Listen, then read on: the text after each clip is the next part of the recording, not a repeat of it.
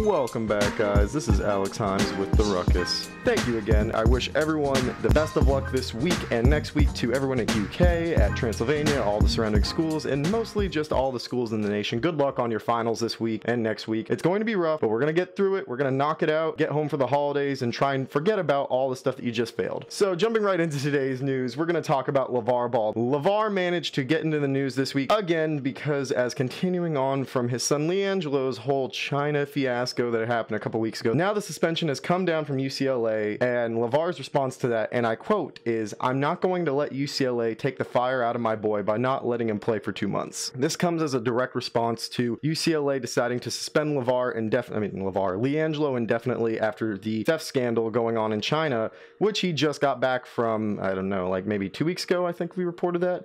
And although it seems kind of odd, and here we are going to start scrutinizing LaVar again, I gotta say, when it comes to LiAngelo at this point, he wasn't going to play. He's not getting any benefits out of staying at UCLA. They took away his meal card, so it's just dead time while he's there. Well, there's no point in staying there if you're not going to get any workouts in, you're not going to progress on your game, which, let's just be frank, LiAngelo probably won't make the NBA as is. So his next move will probably be, and I'm just going to speculate that it's either overseas or he'll just train him here like he said and get him ready for the NBA draft. LaVar has always been a very crafty guy. Now, if he's able to get overseas options for LiAngelo and maybe take him overseas and potentially play in China, which I would think would make the most sense, especially because he has name recognition now there, although that it's not the best name recognition, it's still recognition nonetheless. They could use another star, another big name, might not be athletically big, but he still comes with a big baller brand.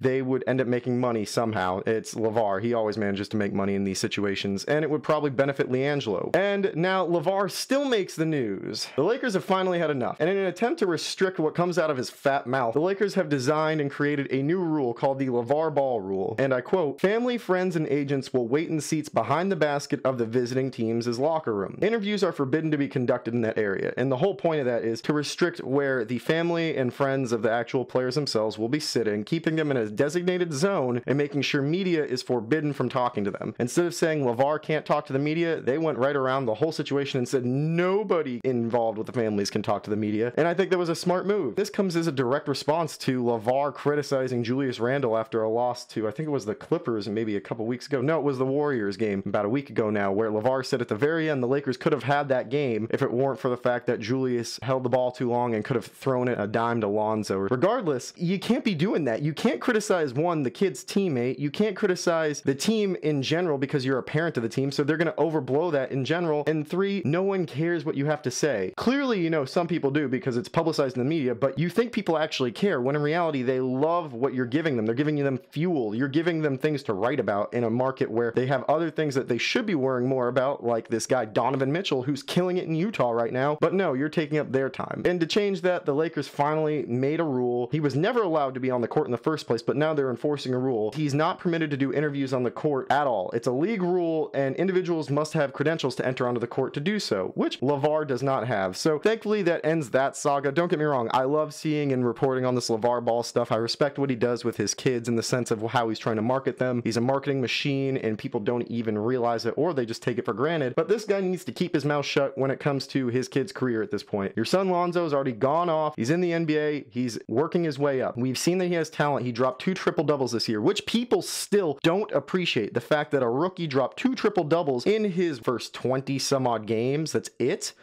And this guy is still getting criticized. Yes, I know he has a 31% field goal percentage, but still, through 2 triple-doubles in the first 20 some odd games, we generally would be clamoring at this. But no, we have guys like Kyle Kuzma who's taken the attention away from him as being this outstanding rookie, and his dad who's ruining his chances of even getting established in the first place. But we'll just have to see where that takes him. I think LaVar will definitely end up coming out on top of this just because it's LaVar Ball. Nothing that anybody could do or say will ruin him. As my band teacher said about me at one point, shout out to Mr. Bradbury, Himes are like Teflon, nothing sticks. Well, LaVar Ball is Teflon and nothing sticks to him.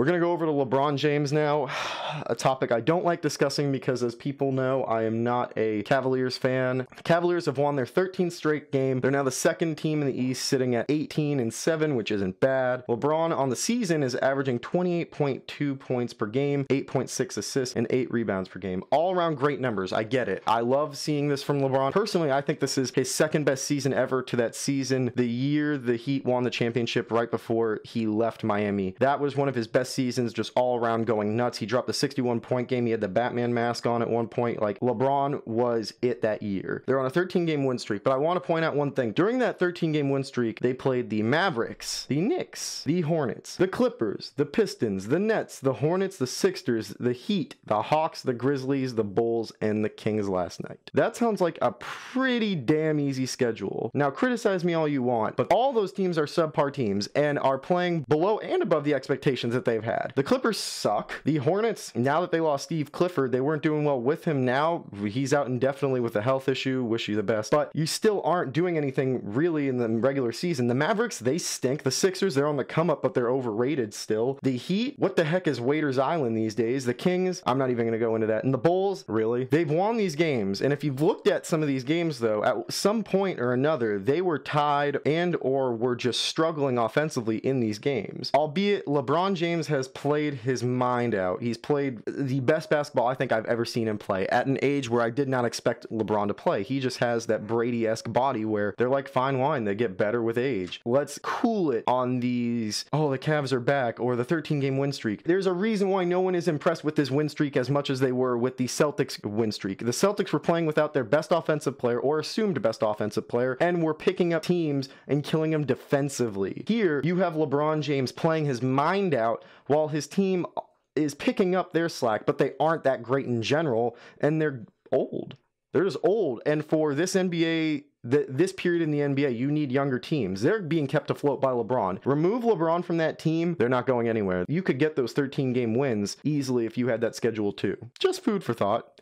I've waited all week to discuss this just because it makes me so happy, and I've watched the play over and over and over again, and on top of that, I would never thought I'd be thanking a Steeler player ever or praising a Steeler player ever, so shout out to Juju Smith-Schuster. Thank you for making that hit on Vontaze Burfict. My, how things have come full circle. In the game where the Steelers ended up coming back and winning 23-20, the Steelers ended up making one of the best plays I think I've ever seen, and it was by Juju Smith-Schuster with the block and basically rampaging brick wall that he slammed into Vontaze Burfict, who didn't even see it coming, and then stands over him, looks down, and just suns him with that look. Well, after multiple dirty hits and multiple years of doing this, the hit on Gronk, kneeing Big Ben when he was down, twisting Cam Newton's ankle at the end of a play, and going all the way back when he slapped Ryan Taylor in the groin umpteen years ago, it's finally nice seeing a guy who's been referred to as one of the dirtiest players in the NFL and gotten away with a lot of dirty hits to get smacked back. Vontaze Burfict, I am very pleased to have seen you get smacked down. Juju Smith, I appreciate you saying, that you didn't want anyone getting hurt and apologizing at the end of the game. I thoroughly appreciate that.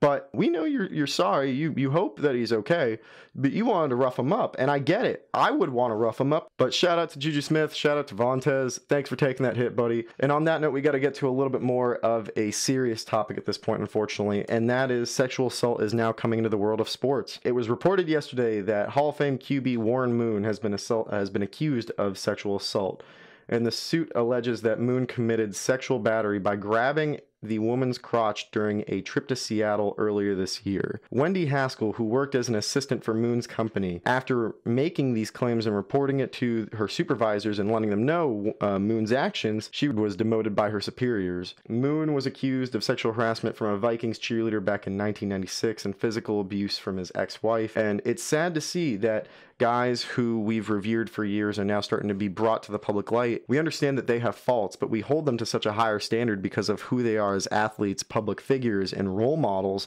and people that we identify that we want to be like when we're kids. And to see a guy who many idolized, and still to this day I can hear people talk about Warren Moon as Hall of Fame QB and someone that inspired them when they were a kid. It's a shame. It's a real shame, because we see these athletes abusing their power and taking advantage of people when they shouldn't, and no one should be taking advantage of, I'm saying. But in their situations in particular, they're abusing power beyond belief, and it's a real shame. And as people become more brave and understanding, more reports will come out. And I'm sure we'll find out things about athletes that we didn't expect, we didn't understand, know. And these brave people, the hashtag Me Too movement people, all the women that came forward and are under the description of Time Magazine's People of the Year, we thank you, and we hope that you continue coming forward. It's just a real shame. And until we see and hear more of these big names getting brought to light, I don't expect anything to change, unfortunately. I think that more people need to be brought to justice in order for more change to occur. I've got another great topic to go into now, and we're going to go into the next coaches on the hot seat in the NBA. Well, I have 4 names for you, some of which might surprise you, but we're going to start off with my hometown, and that is the Clippers. I know, Los Angeles Clippers and Doc Rivers. Well, since becoming the head coach in 2013, Doc Rivers had high expectations with Clipper fans and most of the NBA when he brought his championship mentality and pedigree to the Clippers. Now, the Clippers were a talented roster on the come up, lacking real direction. And he came in, and we all assumed that he was going to apply the same concept of Ubuntu that he was able to establish with the Celtics early on when the championship year, with the Clippers, with just a younger, more athletic roster. And his first year, they ended up going to the conference semifinals and losing. They went 57-25. We all thought this was going to be the start and going upward trajectory, and them end up maybe potentially pushing the Warriors into contention in the West. Well, the NBA changed their style and pace, and unfortunately the Clippers weren't able to keep up, and they kept holding on to their assets, what they could have flipped into bigger names and potentially, as of now, maybe draft picks that could have turned out into be bigger players, better players. Well, since then, Doc has gone 56-26, 53-29, and 53-31. Of those, he lost the conference semifinals the first year, the second year, and has been kicked out of the first round the last 2 years.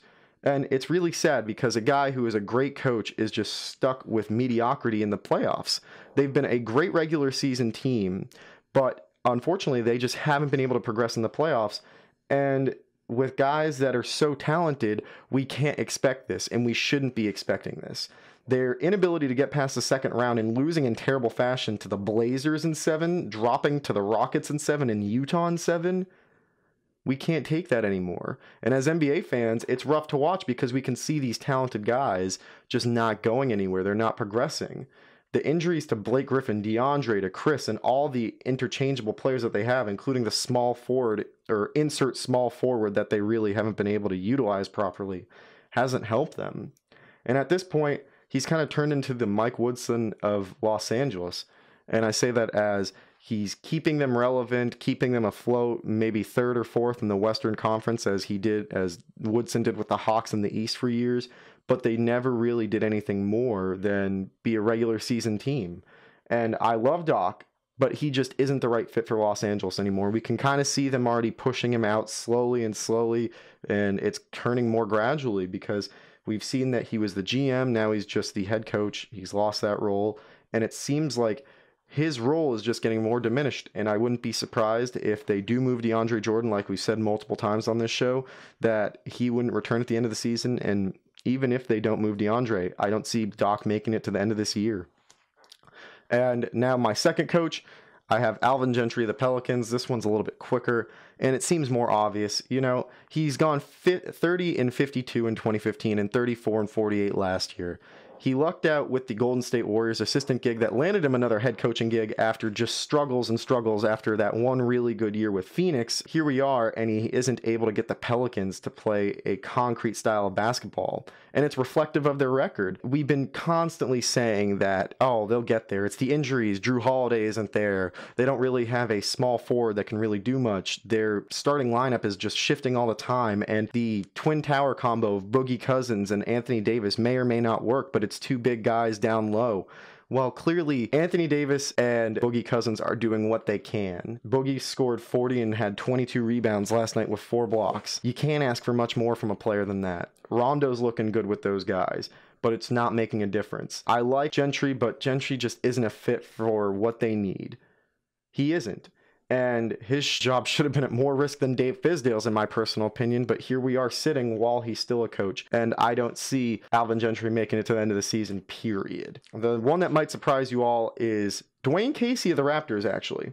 Now, Dwayne Casey's been there since 2011 and has slowly changed their regular season win total each year, gradually going upward. You know, he's brought them to the conference semifinals twice, but he's never been able to advance and make it out. And similarly to how I've compared Doc to Mike Woodson, I'm going to use that one again. He's like the Mike Woodson's Hawks from the 2008 to 2010 era, constantly underachieving goals set for a team that clearly isn't capable of meeting those goals in the first place. It could be a couple years away that Casey gets let go. The success with the Raptors only shows for in the regular season, and last time I checked, there aren't any trophies for the regular season other than individual player awards. They're relying heavily on DeRozan and Lowry, but that'll only get you halfway there, half the game, as we can see, and the rest of the team isn't exactly constructed to benefit them. I mean, Jonas Valanciunas, I get it, high draft pick, high expectations, but he's not meant for this NBA in this era. Teams aren't understanding you need longer, lengthier, quicker dudes to play down low as your center. The Raptors, they're boys amongst men, and they aren't matched up at all or near the level of the top 2 teams in the East, being the Celtics and the Cavaliers, but I don't even see them being that great in comparison to the Bucks and the Wizards. I respect Dwayne Casey. I think he's a great coach,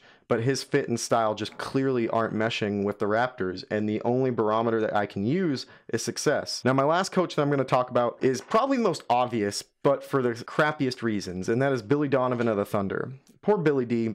He just didn't know what he was signing up for when he inherited a talented roster only to have Durant leave and have to kind of restructure everything from there. Common logic says Billy will be out as early as the end of the season, given how the big 3 in OKC just isn't meshing, and they are currently just scratching 11 and 12 on this season, not even 500 yet. That team is built with a starting lineup of Russell Westbrook, Carmelo Anthony, Paul George, Patrick Patterson, and Steven Adams. They have Thunder, Lightning, all these great talents all across the floor. They need to change up what they're doing. They need to change up the lineups. They need to figure out what works best with who.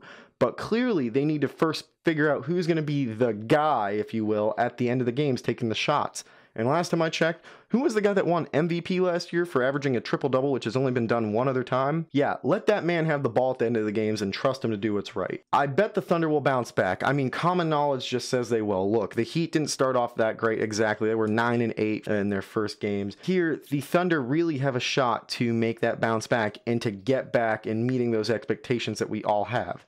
It sucks for Donovan because he's in a situation where he has a team where they're stuck meeting super high expectations, incorporating these big 3 new offensive players after a season where you essentially gave the keys to one dude, kind of molded him, I'm not going to say fully, kind of molded the offense at least to cater towards what Westbrook was doing, and here you have to just scratch all of that, figure out how to reincorporate these 2 big players while keeping Westbrook's talents going. The best word I can say, it sucks. It sucks to be Billy Donovan in this sense. It's a catch-22. You love having these guys. It means that you're getting great talent that can potentially play well in the long term. I think that this team, when they get their stuff together, could potentially beat the Warriors. As Paul Pierce said at the beginning of the season, he picked these guys to win, and honestly, I picked these guys to come out of the West too. If they're going to keep playing the way they are, there's no way, there's not even a Hail Mary for the Thunder to make it that far in the playoffs, and there's not even a Hail Mary to save Billy Donovan's job long-term overall. If Billy D keeps a spot by the end of the season, I'm hoping for him, but more or less, I'm just hoping to see these Thunder kind of pick it up. Well, I'd like to thank everyone for tuning in today. Thanks again, guys. Hope everyone has a great week. Survive finals, everyone, and tune in next week to see if I actually survive my finals. Have a great one, ladies and gentlemen.